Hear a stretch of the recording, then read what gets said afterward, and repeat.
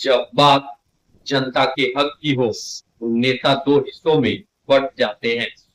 एक जो कुर्सी बचाने में लगे रहते हैं और दूसरे जो हर कुर्बानी देने को तैयार होते हैं। सवाल है, कौन सच्चा नेता है? नमस्कार दोस्तों, स्वागत है आपका राष्ट्रीय रौनक चैनल पर।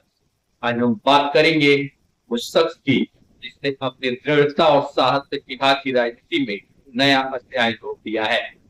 जी हाँ, बात कर रहे हैं प्रशांत किशोर की।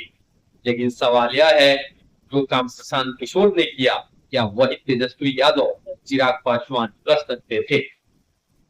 प्रशांत किशोर, जिन्हें जन स्वराज के सूत्रधार के रूप में जाना जाता है, आज बिहार की राजनीति में चर्चा का केंद्र बन गए हैं।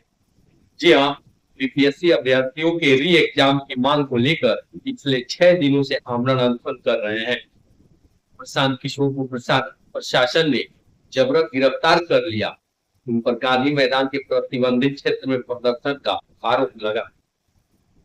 गिरफ्तारी के बाद कोर्ट ने शर्तों के साथ उन्हें जमानत देने का आदेश दिया, जिसमें स्पष्ट किया गया कि वो भविष्य में ऐसा प्रदर्शन नहीं करेंगे।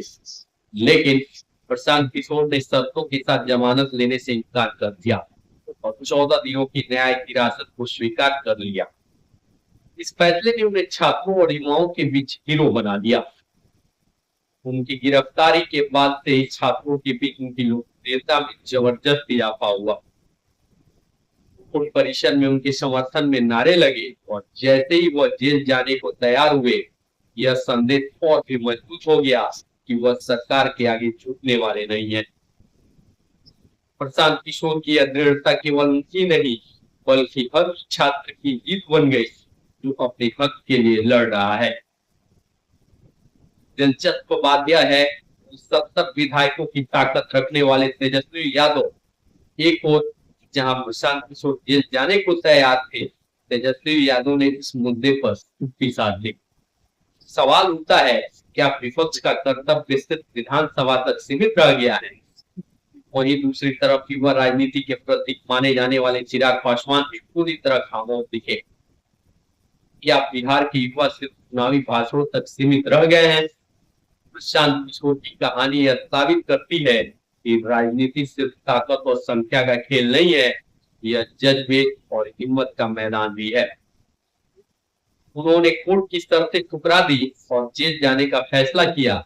वही तेजस्वी और चिराग जैसे बड़े नेता केवल दर्शक बने रहे। यह सवाल न केवल बिहार की राजनीति बल्कि पूरे देश की राजनीति के लिए भी एक आईना है। या राजनीति का मतलब अब केवल कुर्सी तक सीमित हो गया है, या असली नेता वही होता है जो जनता के लिए सड़कों पर उतरता है? वहीं प्रशांत किशोर ने अपनी लड़ाई जारी रखी और जेल में भी आमरण अनशन करने का ऐलान किया। दिल्ली से पटना पहुंचे उनके वकील ने कोर्ट में अपील की और प्रशांत किशोर को बिना किसी शर्त के जमानत मिल गई। घर लौटने पर हजारों समर्थकों ने उनका स्वागत किया। यह प्रशांत किशोर की रणनीतिक सोच और साहस की जीत थी। तो यह है प्रशांत किशोर की वह कहानी जिसने साबित कर दिया, अगर हौसला और इरादा मजबूत हो तो सत्ता भी छूट जाती है। क्या आपको लगता है कि बिहार के अन्य नेता भी ऐसी हिम्मत दिखा सकते हैं? अपने विचार हमें कमेंट्स में जरूर बताएं। धन्यवाद। जय हिंद, जय भारत।